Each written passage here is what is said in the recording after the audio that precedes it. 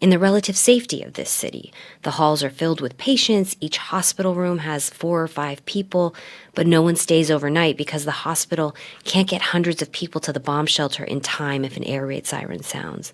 Clinical oncologist Anna Honcharova, somebody we spoke to, told us these patients are dealing with a double trauma. Emotionally, it was harder than during COVID period. And patients also tell us stories about the bombings. They lost their homes. It's horrible. Leila, as we said earlier, the west part of Ukraine has been spared most of the Russian attacks that are terrorizing so many other Ukrainian cities. But what's it like where you are? Yeah, I mean, many of the patients at this hospital here fled cities that were being bombarded. And, Lviv is not just a worry-free city. When the war first started, Dr. Restream, the deputy director of the hospital, told me they made a tough decision. You cannot just stop in the middle of an operation when the air raid siren goes off. So we decided to continue operating, despite the war. So medical staff don't take shelter in the middle of surgery. They don't abandon their patients. Wow. Do they have or will they have the chemotherapy treatment the patient's desperate to get? I mean, it's a good question because the hospital I visited has become a refuge for the nation's sick. They're treating about 120 patients with chemotherapy every day, and that's double the usual load. And they're getting as many as 30 additional calls for help from different regions each day. Trill says they ran through their supplies on site in about 3 weeks, and their stockpiles are near Kyiv and inaccessible. So sometimes he has to tell patients he can't help them, and he says that's really hard morally. That's Leila Fadel in Lviv, Ukraine. Leila, thank you very much. You're welcome, eh?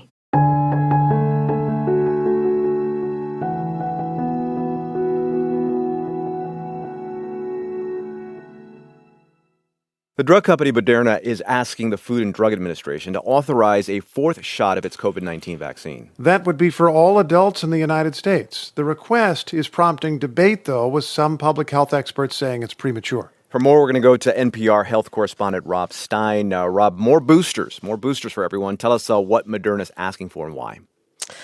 Last night, Moderna sent out a brief press release announcing that the company is asking the FDA to greenlight a second booster of its vaccine for anyone age 18 or older.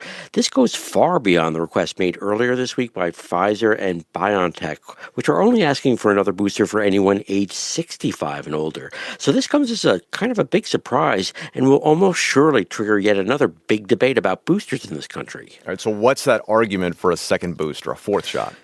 Well, it's clear that the protection the vaccines provide has been fading with time, especially against the Omicron variant, which is especially good at sneaking around the immune system. That's why there have been so many breakthrough infections during the Omicron wave, even among people who got their boosters. Moderna's booster is half dose, the original shot, and Pfizer's is a full dose. And the fear is that as time goes on, some people are becoming especially vulnerable, like the elderly. Some other countries have already started giving older people 4th shots. In making their request, Pfizer and BioNTech say evidence from Israel shows a 4th shot does boost back up the immune system and may reduce the risk of serious illness. Moderna says it's basing its request on recently published data from the U.S. and Israel following the emergence of Omicron, but so far hasn't released any details. The company says it's asking for a 4th shot for all adults to, quote, provide flexibility for the CDC and healthcare providers to determine who should get it. In addition to the elderly, the company says that could include people with other health problems. So when you say this would trigger a big debate, I'm assuming that you're meaning that not everyone agrees it's a good idea to give everyone a 4th shot? Right. Some independent experts agree the immunity from the vaccines has gotten weak enough to warrant boosters for all, and that there is at least some evidence that a 4th shot can help. And they say even though the Omicron surge is fading, lots of people are still catching the virus and dying every day, and an even more contagious Omicron subvariant has already triggered new surges in Europe and is on the rise in this country. But many others say, for most people, we're just not there yet. The vaccines are clearly still doing their main job, job, which is preventing most people from getting seriously ill or dying. And we just don't have good evidence that yet another shot of the same vaccine is really needed for most people and would actually help. If we do need another booster, maybe it's a different vaccine this time. We need to see more data first before taking this step. And they say the main priority is getting the millions of people who aren't vaccinated at all to get their shots, and the millions of vaccinated people who haven't gotten their first booster to get that. NPR health correspondent Rob Stein. Rob, thanks. Thank you.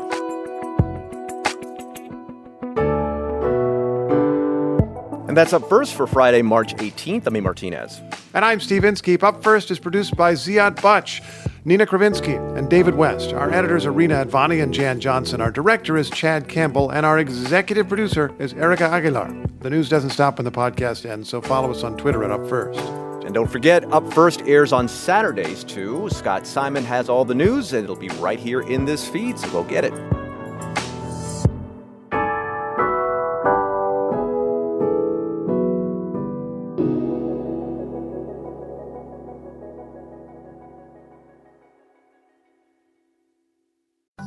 The U.S. and the EU are imposing harsh sanctions on Russia because of its war in Ukraine. One of the main targets, Russia's banks.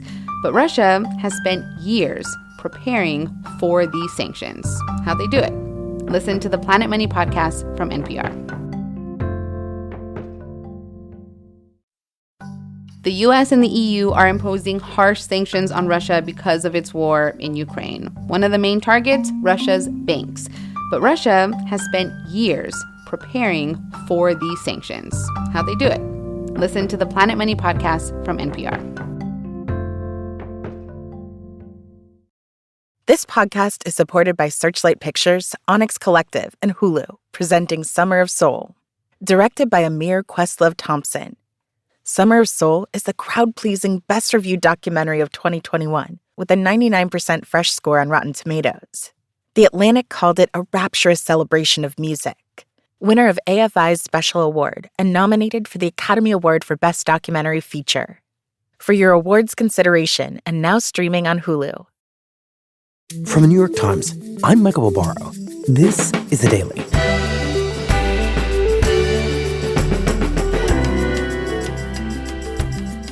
Today, a high-stakes competition is underway to dominate the business of clean energy. My colleague, Dion Searcy, went to the Democratic Republic of Congo to understand how that competition is playing out between China and the United States over a single metal that could power the future of the automobile.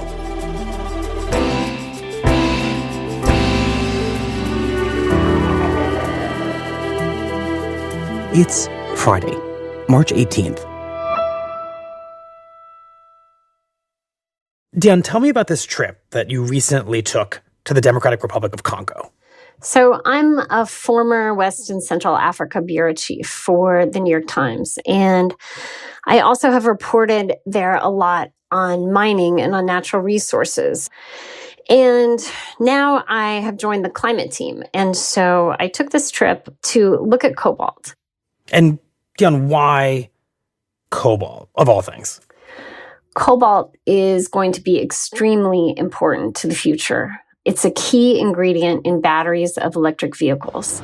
Ladies and gentlemen, our takeover of General Motors is complete. I don't know if you saw the Super Bowl, but if you noticed all the ads. We're going all electric. I mean, there were a zillion ads for electric vehicles. All electric? All electric. The BMW iX. Electricity in its ultimate form. The world is changing, and all the auto manufacturers, Ford, GM, everybody is looking at converting their entire fleets to electric vehicles. And Biden is making that a key part of his agenda. He's building charging stations across America. It's real, it's coming. And cobalt is a key component of the batteries because cobalt makes the battery go farther without needing a charge. And the place to go for cobalt is the Democratic Republic of Congo.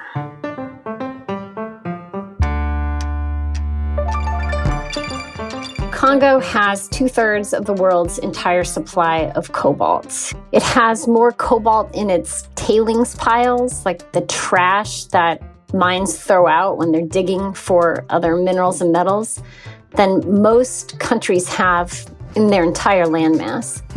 And the cobalt you find there is a really, really high grade. It's pure and it's easy to get. And so I got on a plane and went to Kinshasa, the capital of Congo, to figure out who controls cobalt right now. Because whoever controls cobalt is going to have a key role in this new industrial revolution that's happening across the world. And when I arrive in Kinshasa, it just feels like everywhere I look is cobalt. I check into my hotel, and the first thing I see is all these fancy people. They're like guys in pinstripe suits and women in tight dresses and stilettos clacking across the marble floor. The lobby has 7 chandeliers, and people are sipping $10 espressos, and the breakfast bar has Swiss muesli and this Italian pastry chef guy imported from Italy. I'm looking around, and the hotel concierge guy is handing out cigars, and they even at one point roll out the red carpet because the president himself is arriving. And I turn to a guy standing next to me who's kind of looking at this $1,000 Congolese modern art paintings that are lined up in the lobby, and introduce myself, and I say, I'm from the New York Times. What are you doing here? And he says, oh, I'm here for cobalt. I mean, half the people in that hotel lobby were there for the very same thing. So you are very much in the right place. Exactly. So, there are times in reporting when you get out into a situation and get on the ground and you realize how absolutely wrong you are. Your whole hypothesis for a story is wrong. But this was a case where I didn't realize how right I was. I mean, there was an absolute cobalt rush going on here. I was in the center of it. But to really understand what was happening and get underneath all this, I needed to get out into the mining region. And what did you find there? Well, so I started in a mining hub city called Kolwezi, and then got in a car and just went up and down this highway that bisected all kinds of industrial mines that were, with big, huge equipment and earth-moving, trucks and bulldozers and that kind of thing. But also mines that were just regular people out there digging in the dirt. Because the ground in Congo is so bursting with cobalt that really what you need to dig for cobalt there is a shovel. Wow. And so I went to one of these spots where there were several hundred guys out in flip-flops, sandals, some in bare feet. Fine, how are you? Who had just a pickaxe and a shovel and a little plastic headlamp. It's very difficult. I said, girl, huh? And they were out there in the dirt digging tunnels, deep, deep, deep tunnels into the ground and emerging with giant, giant bags of cobalt. So what you're describing is basically freelance cobalt miners, regular people digging for the local equivalent of gold. That's exactly right. They would dig it and load up these bags on the back of bicycles or motorcycles and drive it out down the highway to this row of basically tin shacks, like a mile long, where they would take it inside and pulverize it. Really, all you could hear, my ears were ringing from the sound of sledgehammers just smacking this rocks of cobalt against the concrete floor, and pulverizing it and taking it and having someone determine the purity and the grade and setting a price and selling it and shipping it off. Wow. Can I ask him what his name is? One of the diggers I met is Georges Punga. And he was dressed in, khakis that were covered in cobalt dust and what time does he start work? Tennis shoes. And he had been digging all day, and he paused for a minute to talk to me. I start my job at 7 o'clock. And told me that... Do you come here every day? Every day. Every day? He had been digging for Congo's vast array of minerals and metals. Diamonds, gold, basically anything you could name. He'd been out digging. All his life, he's a digger. Chasing whatever was the mineral or metal of the moment. Since he was 11 years old is when he started, and he was 41 now. He started digging when he has 11 years. No. And now he had turned to the mineral, that was in hot demand, cobalt. Mm-hmm. Bonne chance. I was in the city of Lubumbashi, and we were driving around in the car, and we passed a little alleyway, and I looked at the end of the alley, and there was a giant mountain, a black mountain. We said, turn the car this way. And as it turned out, it was a mountain of tailings, which is basically waste from a government mine. Wow. And in that pile of waste was cobalt. It was, exhumed, I guess, before cobalt had the value that it had. But now they were going to start mining the waste pile. That's how valuable it was. And in front of this giant black mountain was a band. The national band of the state mining enterprise was practicing. And so it was this wild scene with, tubas playing and dancers and everyone sort of out practicing and celebrating. And behind them, this backdrop of a mountain of, what the future could bring to Congo.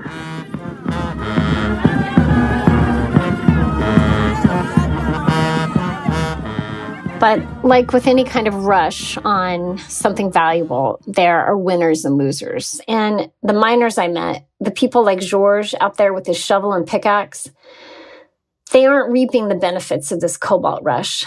Congo itself is barely reaping these benefits. Mm-hmm. What's happening is that cobalt has become this big competition between two great superpowers, China and the United States. So which of those two countries, Dion, is best positioned to win? Great superpowers. We're having some technical difficulties. We will be back online soon. Have a great day.